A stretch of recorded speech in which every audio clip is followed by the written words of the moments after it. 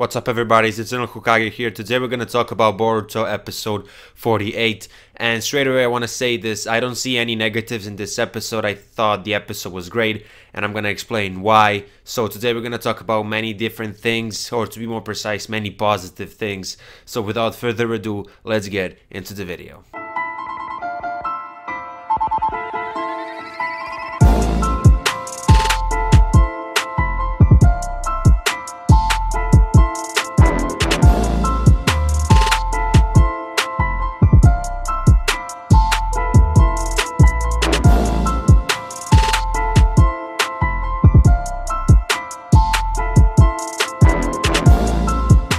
Every story has an introduction, a body, and a conclusion, and in my honest opinion, introductions and conclusions are the most important parts of pretty much any story, and this episode specifically had a very good start and a very good ending. Obviously everything that happened in between was also great in my opinion, but these two just take the spotlight. So at the start of the episode, obviously before the opening started, we pretty much got the idea, or I should say the general picture of this episode. We knew that it was going to be focused on Iwabe's struggles and on Team 5 or Team Udon, whatever. And anyway, when I said that the introduction of this episode was great, this is what I was referring to. Obviously we had Shikamaru and Naruto talking at the start of the episode.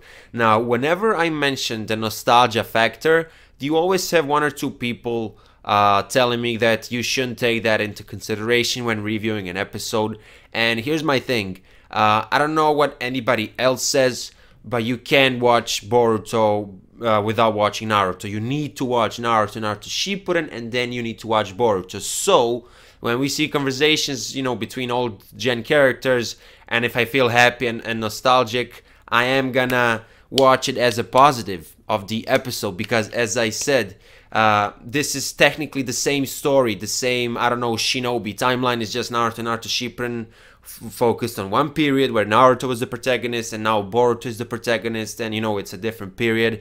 So yeah, the nostalgia factor is very important, and I think it really adds a lot to the episode. And just seeing Naruto and Shikamaru smiling at the start of the episode, it was just beautiful. I'm a bit biased towards Naruto because he's my favorite anime character, and just seeing that honest smile, it was just so great. You just think about it, like this kid, this person was a kid without any friends, who was hated by everybody. He was basically a loser, and now he's the strongest ninja ever.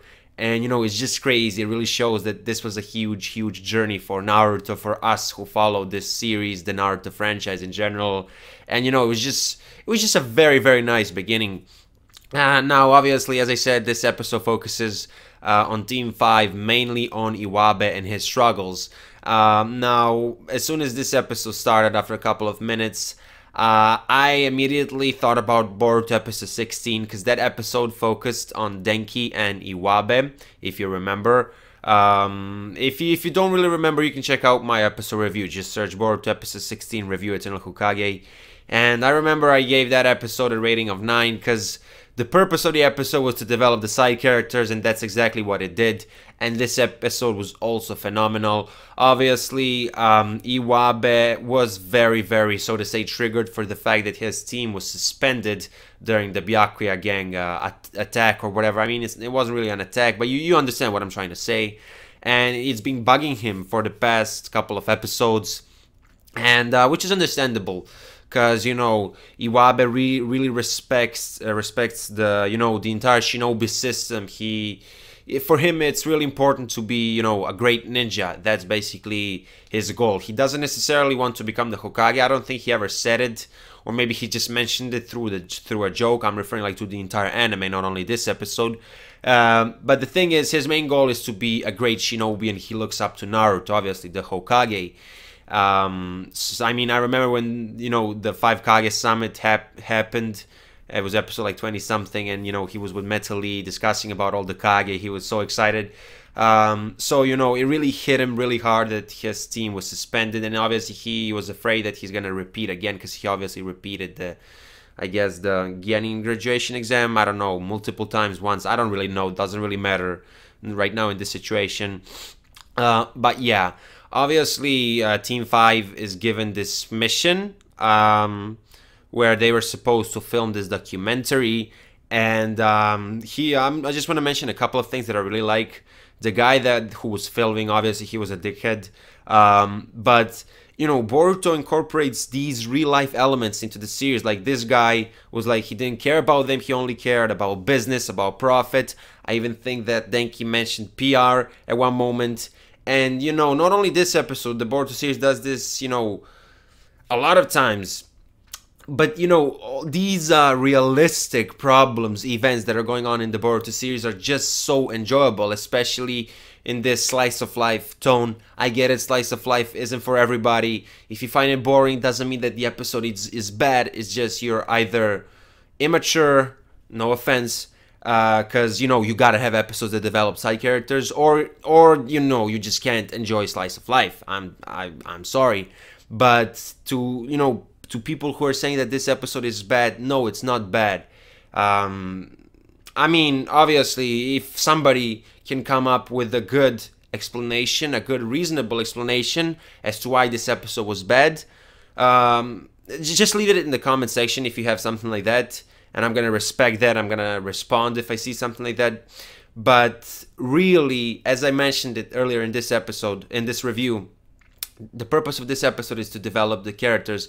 Now, there's this confusion. People always say that in order for a character to develop, he needs to learn something. Yes, that is true, and Team 5 learned something today, but you need to distinguish between these two things: character progression and character development. And I'm probably gonna make a video about it eventually, if I feel like I have to. It depends on the feedback that I get on this episode, and you know, depending on other people's opinions about this episode, I'll think if I'm gonna do it. Because you know, these episodes, especially because this is a transition episode between the Byakuya Gang arc and the Chunin exam arc, or the Momoshiki arc, whatever, which is starting in like 3 episodes. And you know, it was just placed perfectly, and it was done really well. I talked about many things, so let's get back to Iwabe and his team. They were about to, you know, record this documentary, and obviously all of them were nervous.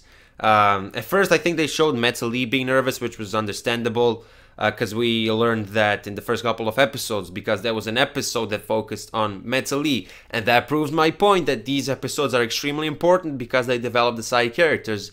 If it wasn't for that episode, we wouldn't understand why Metal Lee is so nervous. But then again, Boruto as a series, I think the best thing it does is developing characters. Not only the main characters, but the side characters as well. It does it 10 times better than Naruto so far. I don't want to jinx it, but so far the character development in Boruto is much more, objectively speaking, better than, you know, character development in Naruto. And you know, Kishimoto is supervising the series, and he wants to fix his mistakes that he made during the Naruto period, because a lot of characters were kind of discarded in Shippuden, if you get what I mean.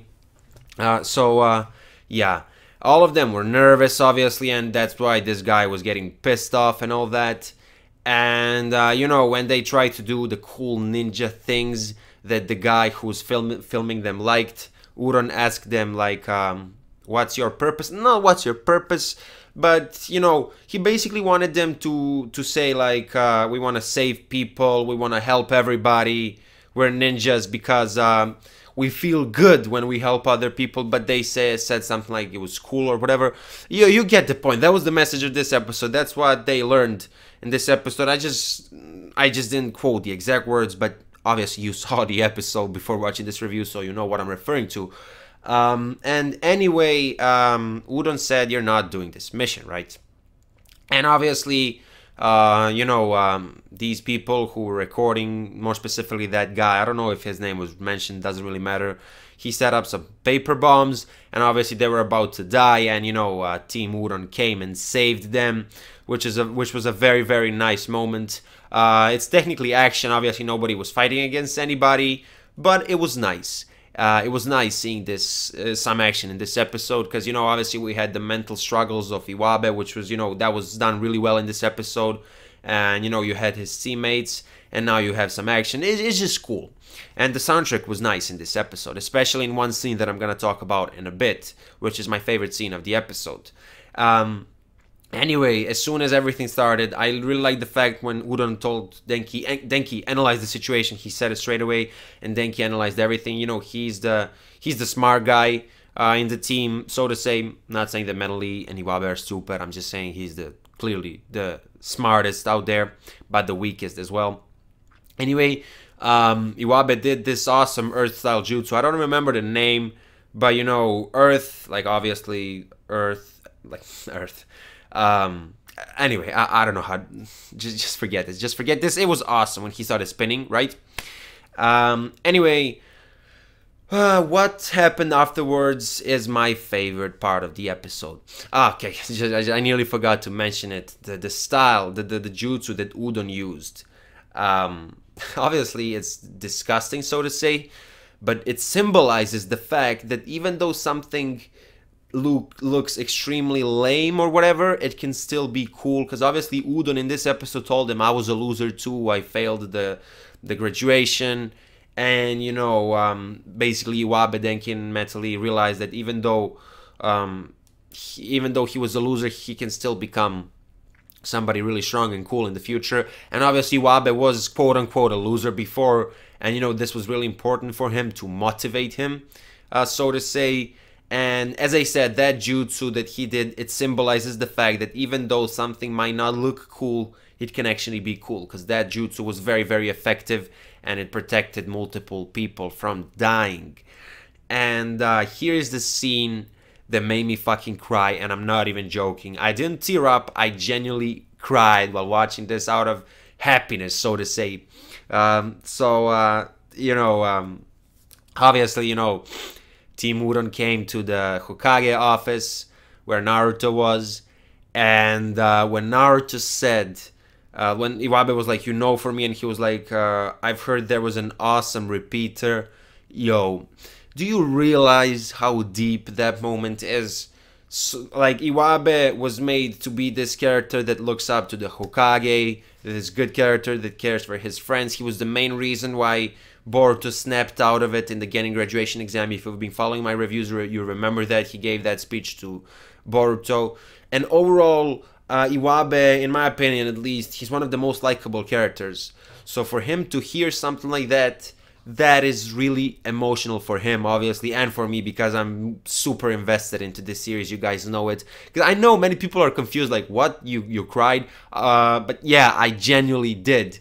And you know, at the moment when Naruto said, I heard there was an awesome repeater, and obviously Iwabe cried as well. And that scene and the soundtrack, it gave me goosebumps. Like, oh my god, it was such a good scene. I rewatched it like 7 times today. No, fuck it. I rewatched it 15 times. I'm not even joking, because it's like a couple of seconds. Later on, he adds more things, you know, saying that we need people like you to become ninja because he never gives up and all that. Just a typical Naruto speech. And like, props to the writers. That was beautiful. That was beautiful, and it's a fucking side character, and they put so much effort into, you know, developing him, and obviously he's gonna develop more as the series goes on. At least I hope so.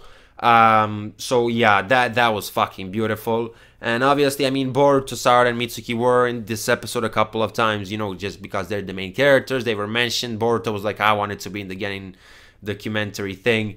So I don't have anything to analyze there, basically. And I nearly forgot. Yeah, after that extremely emotional scene with Naruto and Iwabe, when he gave him the headband as well. And, you know, I also forgot to mention that, you know, when Iwabe looked at his comrades and then he continued crying, it was wonderful. It was wonderful, and Udon must be proud right now. Anyway, after that scene, I think that's when we saw Boruto saying, I wanted to be in the Genin documentary or whatever. At the end of the episode, when Naruto was like, I never took the Chunin exams again, so technically I'm still a Genin. And then you see Iwabe, Metali, and Denki. You know, in anime, when they have like white big eyes when they get confused, it was so fucking funny. And yeah, I really enjoyed this episode. And I just want to mention this again. I mentioned it earlier in this video. body is important, like a body for every story, obviously. I'm not saying it's not important, but introduction and the conclusion are the most important parts, in my opinion, because introduction gets you interested into something, and after some time, obviously, you're gonna remember the whole thing. But if the conclusion is bad, you're gonna remember it for its negatives. But if the conclusion is great, you're obviously gonna be more satisfied about the entire story. So that starts with Naruto and Shikadai, and obviously the episode presented to us that we're gonna focus on Iwabe, and then ending that extremely emotional moment, which is probably in my top 10 moments in all of Boruto so far. I'm referring to both the anime and the manga. And just to spice it up even more, that comedy scene at the end, I mean, literally, this is one of my favorite episodes of the series. 10 out of 10 from me. I'm really loving it. And the next episode will focus on Team Hanabi. I'm saying Hanabi because I can't remember the number. Was it 15? I might be stupid right now, but who knows? We'll see. And I'm just loving Boruto at the moment. Like, yo, I'm fucking loving it. I said it. I'm loving it. Anyway, guys, as I said, 10 out of 10 for me. Let me know what you think about this episode in the comments section of this video, because if somebody thinks it was bad, I really want to hear your reasoning, and don't just say it was bad. And saying that it was boring, that's not an argument, because that just means you're not mature enough to accept that the side characters need to be developed. So give me a good argument as to why this episode was bad. That was your boy Hokage. Make sure to smash the like button. Twitter and Discord links are in the description below if you're new to this channel, and if you're into Boruto, consider subscribing, and I will see you in my next video. Bye.